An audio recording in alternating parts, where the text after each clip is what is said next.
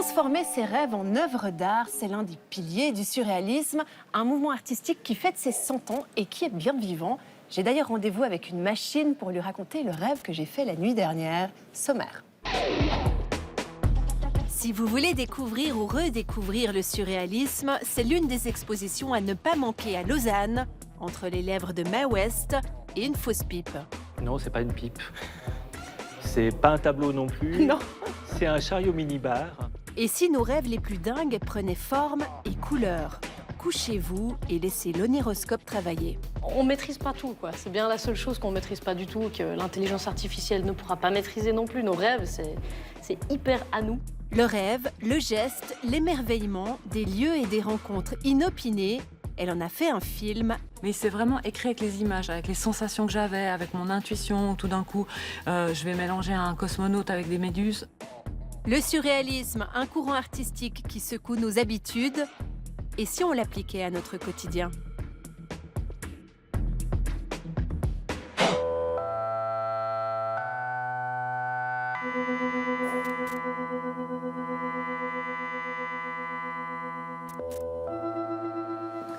Et donc, ça se passe là-haut. Ça se passe juste à l'entrée Ok, très bien. Ah ouais. de l'étage. Génial. Et ça, c'est qui? C'est quel artiste? C'est une sorte de fusion entre le personnage à melon de Magritte et les moustaches de Salvador Dali.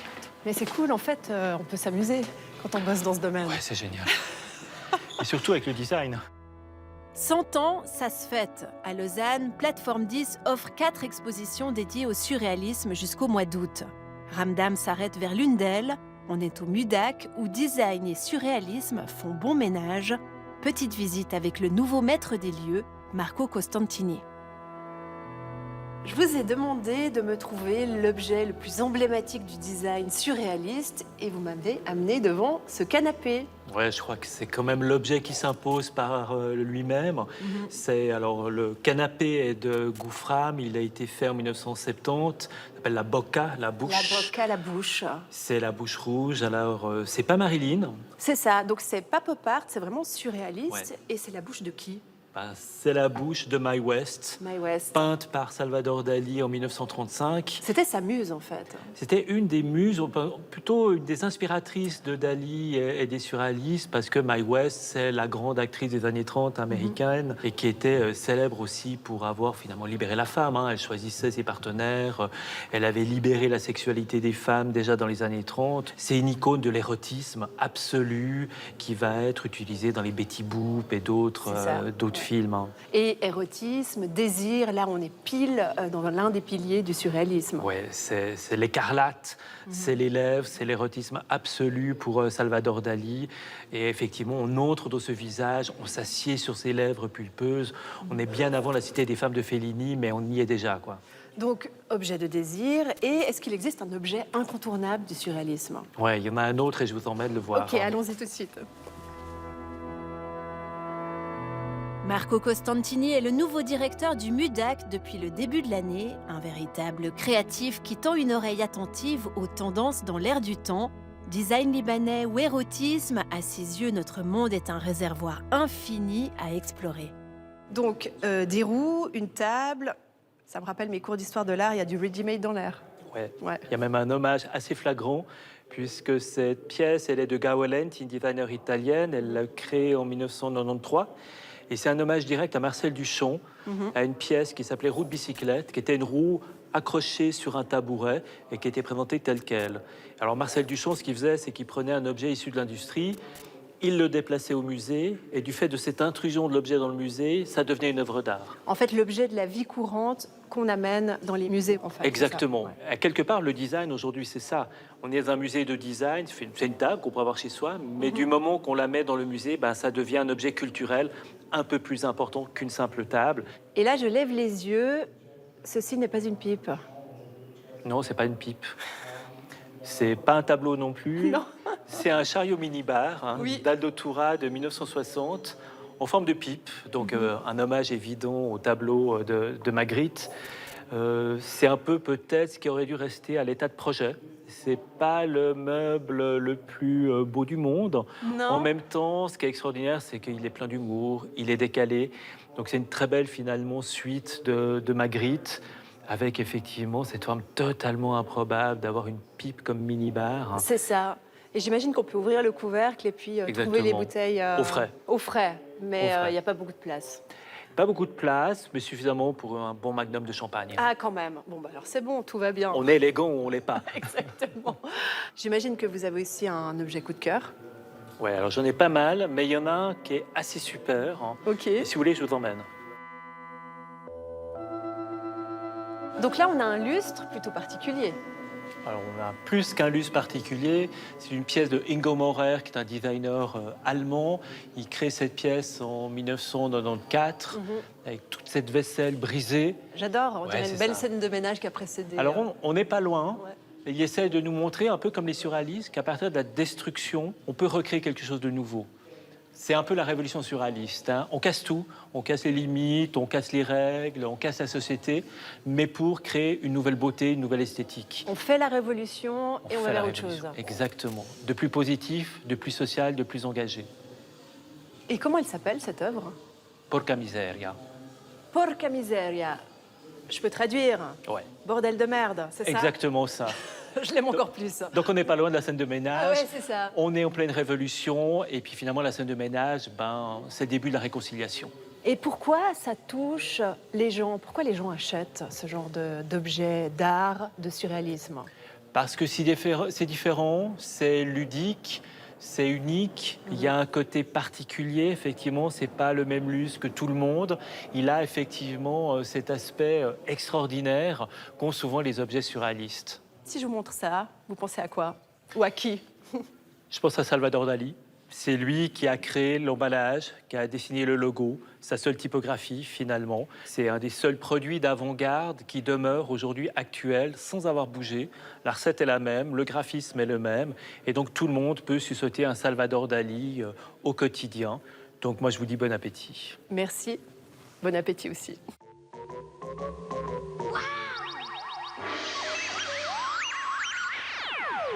Mais au fond, c'est quoi le surréalisme? Avant d'aller faire d'autres rencontres, petit résumé. Ce courant artistique apparu il y a tout juste 100 ans, en 1924, et porté par André Breton, vise à connecter l'humain avec ses pensées. Les surréalistes créent des œuvres dans un état de lâcher-prise et de spontanéité.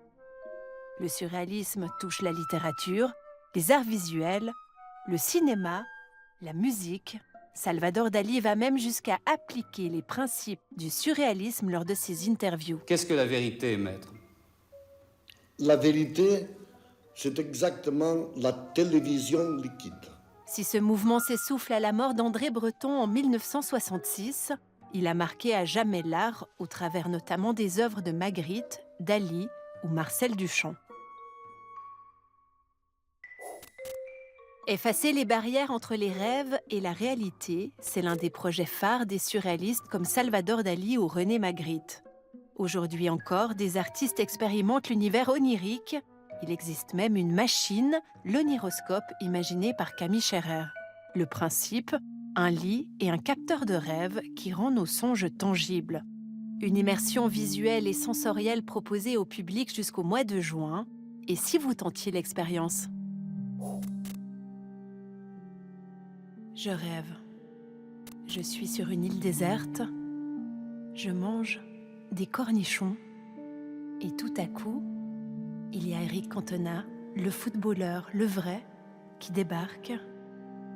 Et il me dit, moi, c'est plutôt les sardines. Sans transition, on se retrouve dans un stade de foot bondé.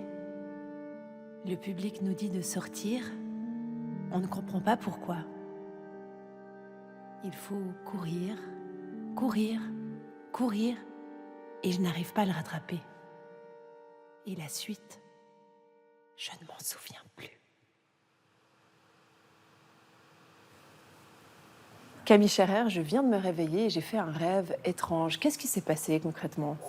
Alors, vous avez fait un rêve qui a été interprété par l'oniroscope. C'est Voilà, qu'est-ce que cette machine? une machine un petit peu improbable ouais, que j'ai inventée, enfin j'essaye d'inventer en ce moment. L'idée, c'est, comme le faisaient les surréalistes à l'époque, c'est de prendre des choses qui sont pas faites pour s'entendre, a priori, les mettre ensemble puis de voir le résultat qui va se passer. Des côtés un peu aléatoires qui, moi, m'intéressent. Et là, en gros, tu nous as offert ce rêve de cornichon, de cantonade, de sardines, qui est totalement improbable et qu'on va mélanger avec une algorithmique poétique, j'ai envie de dire ça. C'est une manière de créer des visuels. Je vais donner quand même des touches d'information, j'aime bien ces couleurs, j'aime bien ces manières de se déplacer, mais après, la machine va totalement créer des images à sa sauce. Et j'adore me dire, voilà, carte blanche, la machine, fais ce que tu veux avec. Et une fois mélangé avec le rêve que tu nous as offert, eh ben, il va se passer un truc, voilà, une micro-narration de 30 secondes qui va donner plus ou moins des sensations et un visuel plus ou moins improbable. Et voilà. L'artiste vaudoise aime les pins de perruche, les vieilles cartes postales et les télécabines. Tout un univers que les surréalistes n'auraient certainement pas renié. Mais son dada, c'est plutôt la technologie et sa fusion improbable avec l'univers des rêves. Rencontrée à quelques jours de sa présentation au public, Camille Scherrer nous explique sa drôle de machine. Est-ce qu'on peut dire de vous que vous êtes une surréaliste geek? Alors, j'ai découvert mon fanatisme du surréalisme en préparant tout ça, en fait. Et je me suis rendu compte que, de base, dans mon ADN de créatrice, enfin d'artiste, j'ai toujours joué avec cet aléatoire, avec ce côté automatisation et ce côté où je laisse la machine faire des choses sans que je maîtrise. Et c'est du coup, en m'informant, en découvrant des choses sur les surréalistes, que je vois qu'il y a plein de symétries avec mon travail. Donc je crois que j'aimerais bien me dire que je suis une surréaliste si j'ai le droit, mais je ne sais pas si je peux avoir le pins surréaliste. Pour moi, c'est vraiment un terreau hyper fertile et hyper intéressant de se dire, ben voilà, dans chacun de nous, il y a une espèce de microchip qui produit des histoires improbables. Et souvent, on ne se rend pas compte de ça, de la qualité. Et le surréalisme, il est un peu ça, c'est un peu un révélateur de la science des rêves. Je me réjouis de voir aussi ce que les gens vont ressentir en voyant ça, parce qu'ils vont se dire... mon rêve, il sort de nulle part. Est-ce qu'il est réellement mis en valeur? Qu'est-ce qu'il est transformé? Qu'est-ce qu'il devient, en fait? L'idée, c'est voilà, un peu la râpe à rösti. On a une patate, on a une râpe et on en fait des röstis. Je ne sais pas si c'est la bonne métaphore, mais... On rêve pas assez. Je crois qu'on rêve pas assez. Hein. Et on nous donne tellement d'informations aussi, de visuels, tout le temps. C'est intarissable qu'on oublie de se dire... au fond de nous, il y a plein de trucs créatifs qui se passent, et particulièrement dans les rêves. Les rêves, c'est un peu la partie émergée de l'iceberg. Et si je vous dis, finalement, les rêves, c'est ennuyeux, c'est juste notre cerveau qui déconne? J'ai envie de dire, heureusement qu'ils déconnent. Si on ne déconnait pas la nuit, je me dis, ce serait un peu triste, en fait. Parce que je crois qu'on se réveille tous les matins d'une manière un peu différente malgré nous. Et on ne maîtrise pas tout, quoi. C'est bien la seule chose qu'on ne maîtrise pas du tout, que l'intelligence artificielle ne pourra pas maîtriser non plus. Nos rêves, c'est hyper à nous. On ne va pas nous les voler. Puis là, de les encapsuler, c'est de se dire, ben voilà, la richesse de les gens qui vont passer à la plateforme pour déposer leurs rêves, on va garder une trace de cette folie que les gens ont de la nuit, quoi. Même la musique a été imprégnée par le courant surréaliste. Un certain Belge, André Souris, l'a expérimenté. On va le voir tout de suite, c'est la chronique de Pierre Do. André Souris est l'un des rares musiciens à s'être réclamé du surréalisme. Entre 1925 et 1936, le compositeur belge a en effet participé activement au groupe surréaliste de Bruxelles, Correspondance, avec son chef de file, le poète Paul Nouget, ou encore le célèbre peintre René Magritte. Avec ce groupe, André Souris a par exemple participé en 1926 à un concert-spectacle où étaient annoncées 3 inventions pour orgue, ce qui laissait penser qu'on allait entendre des compositions dans le style de Jean-Sébastien Bach. En réalité, il s'agissait d'un orgue de Barbarie dont on avait inversé le carton perforé et qui jouait donc à l'envers, mais ça on n'avait pas dit à l'époque, l'hymne national belge. Bref, une vraie musique expérimentale dadaïste. La conception de l'art que partageaient les membres du groupe surréaliste de Bruxelles, c'était en quelque sorte le retour aux lieux communs. Mais attention, les lieux communs détournés. André Souris expliquait ainsi « Il s'agit de dépayser des objets musicaux que l'usage a rendus indifférents et de les transplanter dans un climat qui les rend étrangement insolites par ce fait qu'ils apparaissent à la fois comme connus et comme nouveaux. » André Souris a par exemple mis en musique des poèmes de Paul Nouget construits à partir de phrases tirées d'un manuel de conjugaison. Cela a donné quelques airs de Clarisse Juranville, 8 petits chants composés dans un style aussi bien savant que populaire, moderne que ancien. Un autre exemple de ces détournements de lieux communs, c'est le Marchand d'images, la plus grande œuvre d'André Souris, composée entre 1944 et 1965.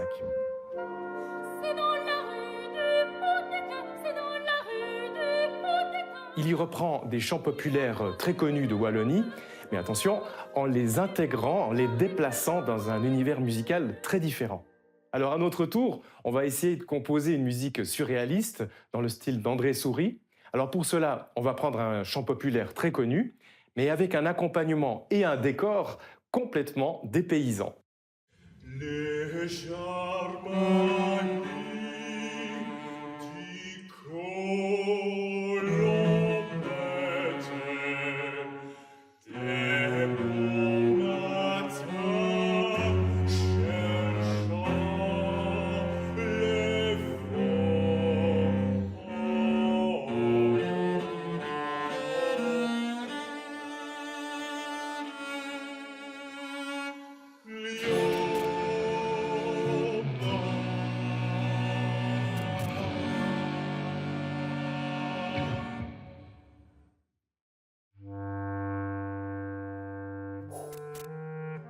On peut dire qu'il met des mots et des matières qui ne vont d'habitude pas ensemble. Il aime les objets et les associations bizarres. Il s'appelle Denis Savary et comme certains surréalistes, il s'intéresse particulièrement à un animal fétiche, le fourmilier. C'est votre œuvre. Est-ce que vous me la présentez? Alors oui, il s'agit d'une sculpture réalisée en fibre de verre qui représente un fourmilier. Un fourmilier, comme ça, c'est quand même particulier comme animal. En effet, de par c'est un animal curieux en fait de sa forme. Je pense que c'est la raison pour laquelle en fait il a intéressé en fait les surréalistes, parce que du coup la première impulsion pour moi pour réaliser cette sculpture, il y en a une deuxième pas loin. C'était justement ce motif du fourmilier en fait qui était un motif un peu cher aux surréalistes. À Dali?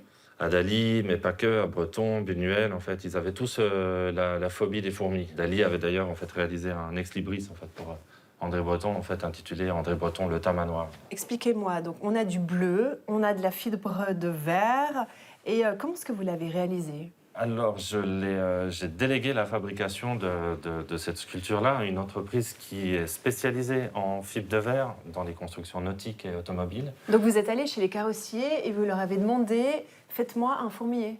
Alors j'avais travaillé la forme dans un premier temps en fait, et c'était plutôt sur le revêtement. L'idée c'était que ça ressemble en fait à quelque chose de l'ordre d'une carrosserie et tout ça. Ça devait être à peu près la demande la plus surréaliste qu'ils ont dû entendre, non? Ah, ils en ont sans doute entendu d'autres, mais en tout cas c'était assez curieux d'échanger ça avec eux.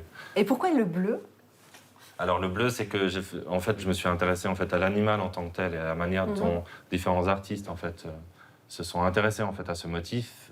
Calder, par exemple, a fait un sublime tamanoir. Et je suis tombé sur Rembrandt Bugatti, un peu avant, qui était un sculpteur un peu spécialisé, un sculpteur animalier, comme on dit, 1910, et qui avait réalisé en fait un très beau fourmilier, un grand fourmilier comme ça. Et tout d'un coup, je me suis dit en fait, ah mais c'est drôle. Et ce Rembrandt Bugatti n'est autre que le frère d'Ettore Bugatti. Le Ettore des Bugatti des voitures. Des voitures. Et du coup, cet objet-là, en fait, est une sorte de portrait en fait des deux frères. En fait, il y a le bleu des voitures, donc le bleu Bugatti, et l'animal en fait, de Rembrandt. Cette femme est une évadée du monde réel. Avec son nouveau film The Wonder Way, elle nous montre le chemin pour la suivre.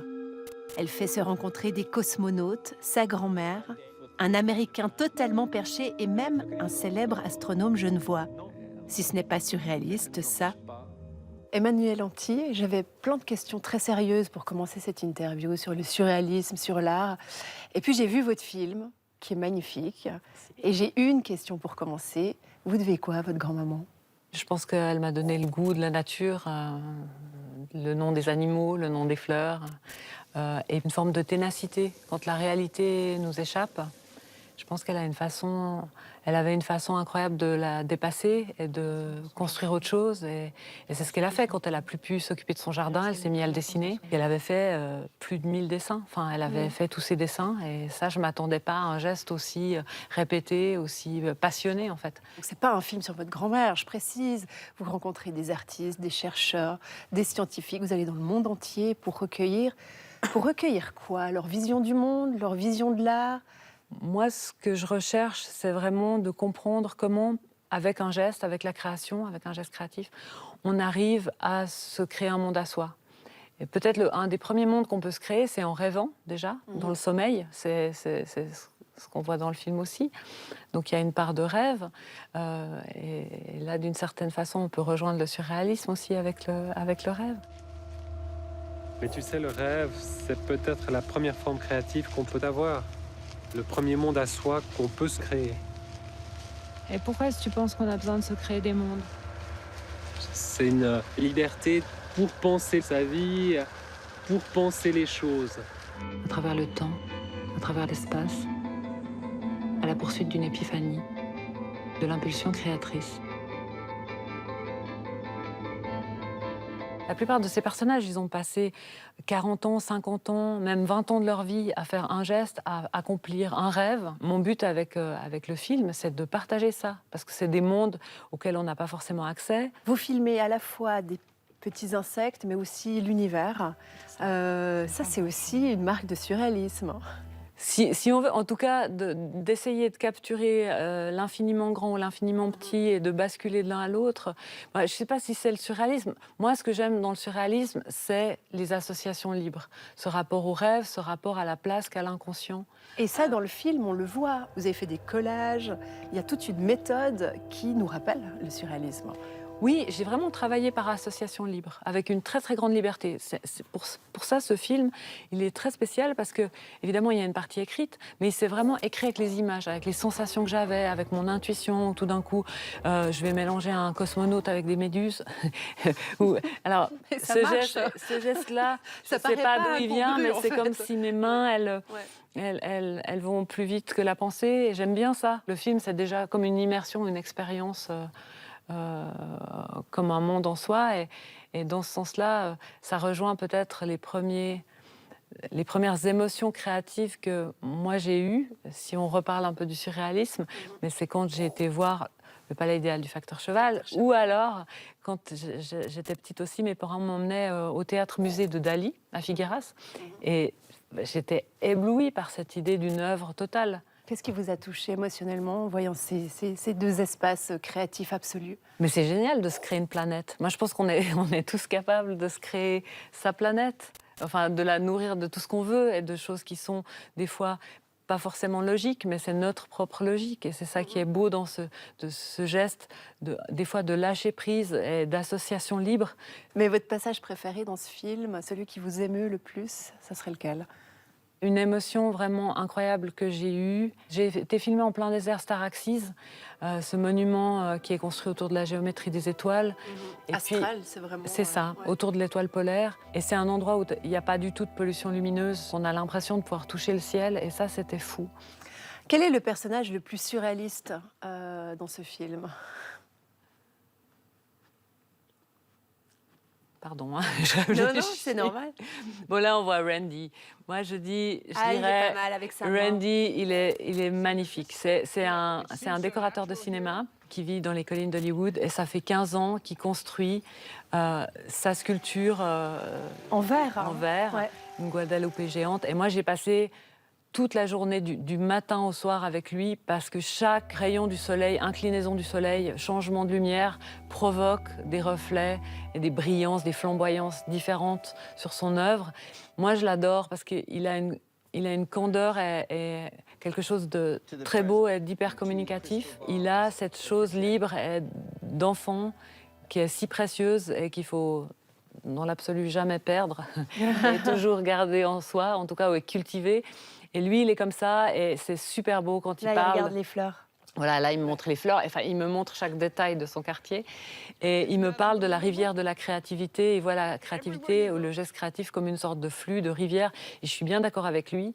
Et c'est lui qui dit « Wonder is everything ». C'est vrai que l'émerveillement, c'est tout. Et, enfin, c'est l'essentiel, en tout cas.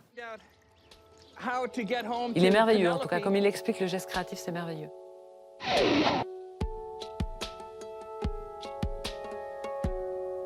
On l'a vu tout au long de cette émission, faites place à vos rêves et mettez du surréalisme dans votre quotidien et sortez. Ici, à Plateforme 10, 4 expositions sont consacrées au surréalisme. Et sinon, dans l'actualité culturelle, le Musée des Beaux-Arts de La Chaux-de-Fonds consacre une magnifique exposition intitulée Ton de Mars. On y trouve des artistes qui ont exploré le pouvoir onirique. Belle soirée, ciao!